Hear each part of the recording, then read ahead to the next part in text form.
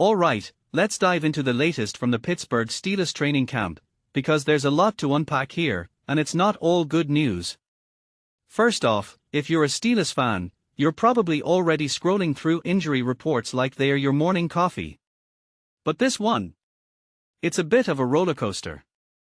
Here's the deal, the Steelers held their night practice at Latrobe Memorial Stadium, and while the atmosphere was electric, the injury list was, well, let's just say it's longer than a Black Friday checkout line. What immediately stands out to me is the PUP list. Donte Kent, Joey Porter Jr., and Jalen Ramsey are still on it. Now, personally, I think the PUP list is like the waiting room of the NFL, you're there, but you're not really there.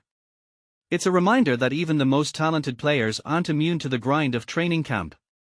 But what's more concerning is the growing list of guys who missed practice entirely.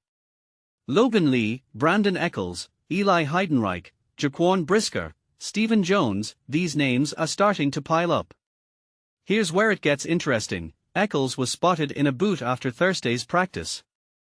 Now, if you've ever seen a boot on a player, you know it's not a good sign. What many people don't realize is that foot injuries can be sneaky.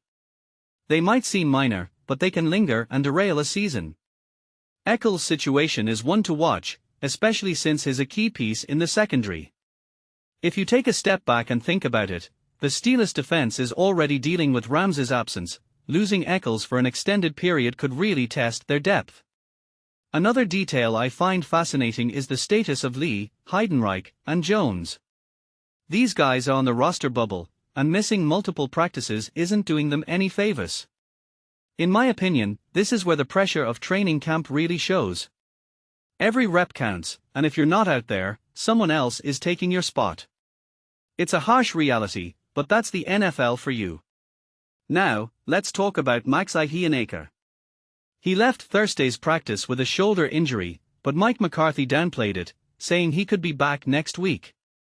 Personally, I'm taking that with a grain of salt.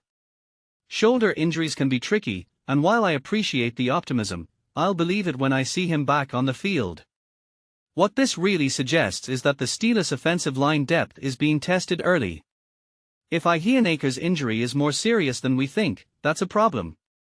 One thing that immediately stands out is Keanu Benton's absence from team drills. He was wearing a wrap on his hand during practice, which isn't ideal for a defensive lineman. From my perspective, this is a reminder that even the smallest injuries can disrupt a player's rhythm.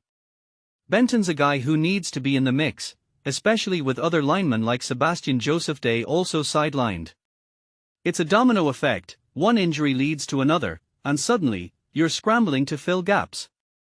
Now, let's talk about Michael Pittman Jr. Trainers examined his right leg during practice, and he didn't return.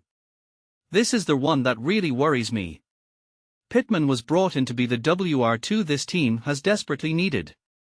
Losing him, even for a short time, would be a huge blow to the offense. Fortunately, it doesn't seem serious, but it's a reminder of how fragile these situations can be. If you're a Steelers fan, you're probably holding your breath every time a player goes down.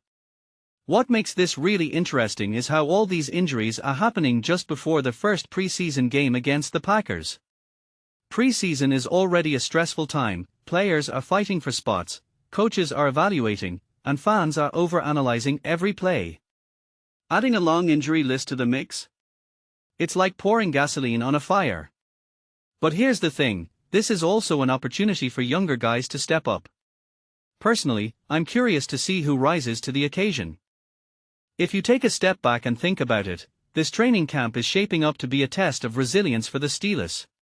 Injuries are part of the game, but it's how you respond that matters. In my opinion, this team has the leadership and depth to weather the storm, but it won't be easy. What this really suggests is that the 2026 season could be defined by how they handle these early challenges. So, here's my closing thought, injuries are inevitable, but it's the stories of adaptation and perseverance that make football so compelling. The Steelers have a lot of question marks right now, but they also have a chance to show what they are made of. Personally, I'm excited to see how this unfolds. What do you think? Are the Steelers in trouble, or will they rise above the chaos? Let me know in the comments below.